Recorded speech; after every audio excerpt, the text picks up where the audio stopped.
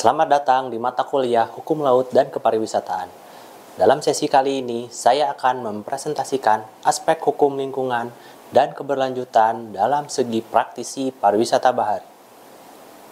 Mengapa menjadi hal yang penting untuk memahami hukum-hukum ataupun satuan hukum terkait dengan lingkungan dan juga pembangunan keberlanjutan? Karena hal ini diamanatkan oleh beberapa poin-poin, yakni di dalam Undang-Undang Nomor 32 Tahun 2009 yang mengacu kepada perlindungan dan pengelolaan lingkungan hidup. Dalam hal ini dilihat bahwa lingkungan hidup ini adalah kesatuan ruang dalam semua benda, daya, keadaan, makhluk hidup, manusia dan perilakunya yang mempengaruhi alam itu sendiri.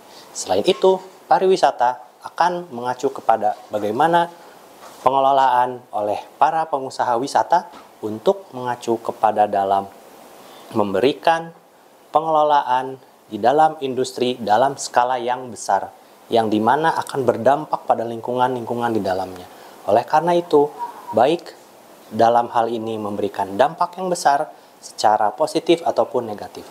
Dampak yang ditimbulkan dapat berupa kehidupan sosial, ekonomi, budaya, dan lingkungan. Oleh karena itu, terdapat konsep yang memang mempengaruhi dan juga dapat terselenggarakan secara bertanggung jawab yang dinamakan responsible tourism. Oleh karena itu, hal ini pun mengacu kepada legalitas usaha, di mana akan menjadi sebuah komitmen oleh para pengusaha wisata bahari untuk menjamin beberapa kerjasama, beberapa kemitraan, dan juga wisata komersial. Dalam hal ini, mengapa legalitas menjadi penting? Karena akan menjalin sebuah kerjasama yang baik dan juga kepastian hukum.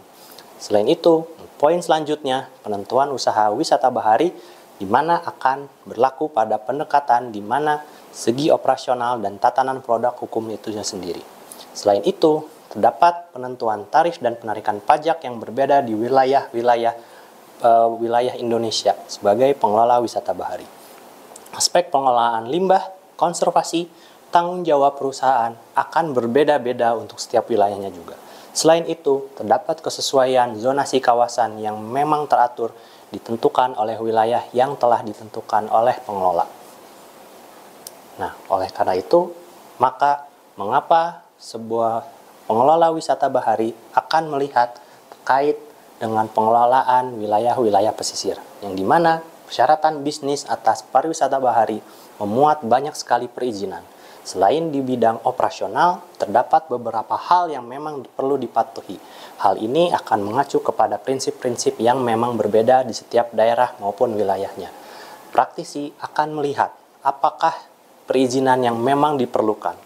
Apakah seperti izin berusaha, izin pendirian perusahaan, izin prinsip lingkungan, analisis dampak lingkungannya seperti apa, izin lingkungan secara umum, izin pemanfaatan ruang laut, dan juga sertifikasi.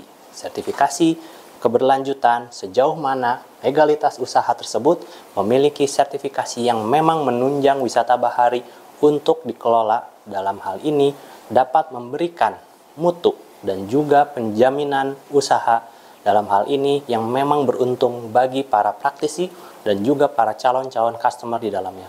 Maka dapat memberikan sebuah kualitas layanan yang pada akhirnya memberikan kemudahan bagi customer untuk ikut dan juga mengelola di dalamnya wisata bahari.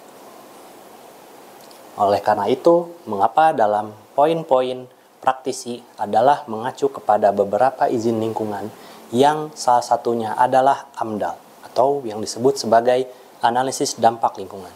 Mengapa AMDAL ini menjadi penting? Karena merupakan kajian mengenai dampak yang penting suatu usaha ataupun kegiatan yang memang direncanakan pada lingkungan hidup tertentu, yang dimana diperlukan proses-proses pengambilan keputusan tentang penyelenggaraan usaha dan kegiatan. Dasar hukum ini saya ambil dalam PP AMDAL nomor 27 tahun 1999. Mengapa AMDAL ini diperlukan dalam pengelolaan wisata bahari? Karena akan menilai dampak lingkungan yang ditimbulkan oleh proyek-proyek atau proyek wisata bahari, mengidentifikasi langkah-langkah mitigasi untuk mengurangi dampak negatif pada lingkungan. Selain itu, menjadi hal ilustrasi terkait dengan AMDAL adalah evaluasi dampak pembangunan resort pantai ataupun ekosistem pada terumbu karang. Yang kedua adalah studi kelayakan wisata snorkeling ataupun diving spot yang beririsan langsung dengan fauna-fauna ataupun biota laut seperti penyu. Yang selanjutnya adalah dampak trafik wisata. Dampak trafik wisata sebagaimana banyaknya wisatawan yang masuk ke dalam ekowisata tertentu. Contohnya adalah ekowisata mangrove. Dan yang selanjutnya adalah komponen-komponen atas AMDAL. Apakah diperhitungkan dalam hal ini adalah mitigasinya seperti apa, dampak sosialnya, ekonominya seperti apa, hingga budayanya. Dalam hal ini, AMDAL memberikan sebuah proses MONEV ataupun Monitoring dan Evaluation kepatuhan atas lingkungan bagi pemilik usaha, wisatawan maupun masyarakat sekitar. Oleh karena itu, AMDAL di sini tidak hanya untuk wisata, tapi juga untuk sebuah tools di mana analisis usaha lainnya memberikan sebuah peluang pada penstudi ekologi pembangunan, terutama di bidang lingkungan, khususnya di industri pariwisata.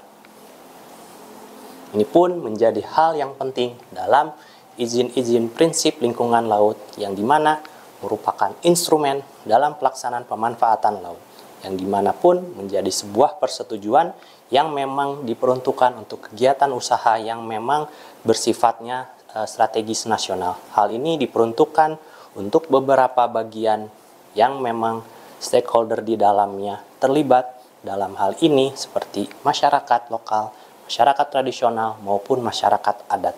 Karena untuk melakukan pengelolaan wilayah pesisir perlu memperhatikan komponen-komponen masyarakat di dalamnya. Inilah yang menjadi ilustrasi atas tata ruang laut yang mencakup permukaan, kolom air, dan dasar laut. Hal ini mengacu kepada zonasi maritim yang dimana telah disebutkan dalam perizinan berusaha di dalam zona-zona maritim, yang dimana terdapat adanya perizinan usaha ataupun jenis-jenis usaha yang terdapat dalam ilustrasi ini. Hal ini menjadi hal penting karena setiap orang yang melakukan kegiatan pemanfaatan ruang laut di wilayah perairan pesisir, ataupun menjadi wilayah yurisdiksi secara menetap dalam ruang laut yang wajib memiliki kesesuaian ataupun kegiatan pemanfaatan ruang laut. Inilah yang menjadi contoh ataupun sebuah perizinan yang memang telah dikemukakan oleh Menteri Investasi Kepala BKPM, menyebutkan bahwa bagaimana dalam melakukan perizinan dapat langsung diakses pada website ini yang terdapat dalam OSS dalam Kementerian Investasi dan BKPN. Inilah menjadi sebuah ilustrasi atas tata cara pemohonan izin lokasi perairan. Ini merupakan satu contoh yang memang diberikan kepada semua pengusaha wisata bahari dalam hal ini melakukan pemanfaatan ruang laut untuk permohonan izin lokasi perairan. Inilah yang perlu dicatat oleh para praktisi pariwisata bahari. Dalam hal ini adalah mengacu kepada penentuan izin melihat atas kewilayahan lokasi wisata yang nantinya akan kita kelola. Kemudian yang kedua, apakah lokasi tersebut memang telah disebutkan apakah masuk dalam zona-zona tertentu, apakah masuk dalam zona terpadu pariwisata, dalam hal ini apakah masuk juga dalam zonasi wilayah pesisir, ataukah dia masuk dalam zonasi kawasan strategis nasional, ataupun masuk dalam zonasi strategis nasional tertentu. Kemudian yang selanjutnya adalah penentuan wisata harus memuat usaha apa saja, itu pun harus dituliskan secara terperinci. Apakah wisata bahari yang dilaksanakan, apakah memuat perhotelan, apakah memuat water sport, diving, snorkeling, ataupun misalnya fauna watching misalnya.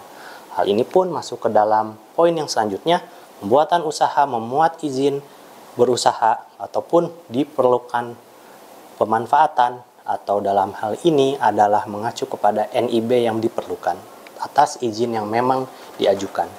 Kemudian untuk poin yang selanjutnya adalah berlakunya zonasi tersebut karena berlaku pada wilayah tertentu. Dan selanjutnya sebagai pengelola wisata bahari atau manajer pengelola wisata bahari perlu melakukan hiring ataupun berfokus pada law officer yang memang dia paham atas bidang wisata, bidang wisata bahari, di bidang hukum, dan juga atas perizinan usaha. Mengacu kepada Sustainable Responsible Marine Tourism yang telah disebutkan sebelumnya terkait dengan Responsible Tourism. Mengapa hal ini menjadi penting? Karena ada beberapa bagian bahwa nantinya menjadi sebuah kepatuhan ataupun bisa disebut sebagai sebuah kewajiban. Kewajiban perusahaan-perusahaan, kewajiban pengelola wisata bahari, ataupun wisata-wisata lainnya dalam hal ini ikut bertanggung jawab atas komitmen dalam pengelolaan wilayah wisata. Dalam hal ini, selain itu, menjadi tanggung jawab atas setiap perusahaan untuk memberikan peranan kepada masyarakat. Dalam hal ini, dalam segi responsible tourism. Oleh karena itu, tanggung jawab perusahaan wisata bahari terhadap masyarakat yang dimana menjadi bentuk komitmen dalam pengelolaan wilayah wisata. Dalam hal ini, berdampak kepada masyarakat dalam beberapa bagian, seperti community development, konservasi, pendidikan, dan kesejahteraan masyarakat lokal.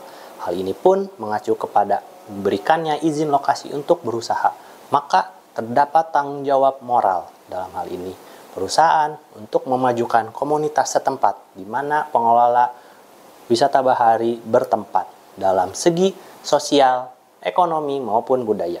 Selain itu, masuk ke dalam utilisasi sosial, utilisasi ekonomi, utilisasi budaya setempat untuk kemajuan bersama. Selain itu, yang terakhir adalah pelatihan dan pengembangan atas kompetensi masyarakat. Inilah yang menjadi materi untuk sesi kali ini. Semoga bermanfaat. Terima kasih. Saya ucapkan Assalamualaikum warahmatullahi wabarakatuh.